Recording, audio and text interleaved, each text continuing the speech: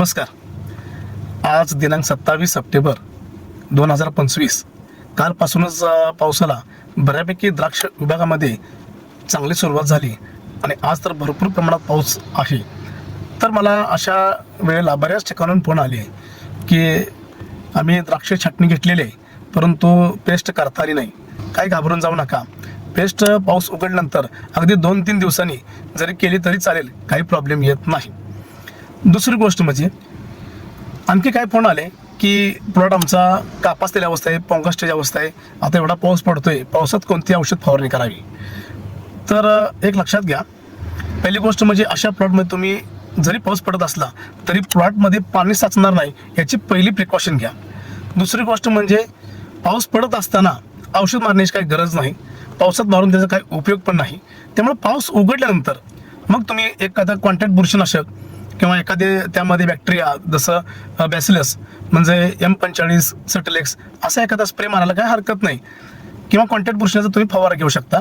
आणि चांगले बऱ्यापैकी सूर्यप्रकाश चालू झाल्यानंतर मग तुम्ही आंतरप्रवाही औषधाचा फवारणी करा. आता इथं समजा जर घड बारीक दिसा आले किंवा काय झालं तर आपण अशा वेळेला तिथं मग 0.34 किंवा एक्सपो CPPO असे आपण त्याला फवारणी करू शकतो आणि आपले घड सशक्त बनवू शकतो. फक्त लक्षात घ्या, आपल्या प्लॉटमध्ये पाणी साचता कामा नये एवढी काळजी घ्या. नंतर अनेक शेतकऱ्यांचा प्रश्न आला की माझी वांज काढण्यासाठी प्लॉट आलेला आहे, फेलफूट काढण्यासाठी, परंतु या पावसात फेलफूट काढली चालेल का? तर बघा तर मित्रांनो, या पावसामध्ये जेवढे जखमा करून नुकसान होईल ना तेवढं फेलफूट 2 दिवस लेट काढल्यानं नुकसान नाही होणार.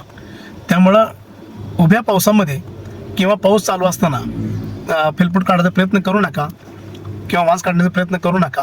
पाऊस संपूर्ण 1-2 दिवसात पाऊस कमी होईल, नंतर तुम्ही निर्णय घ्या.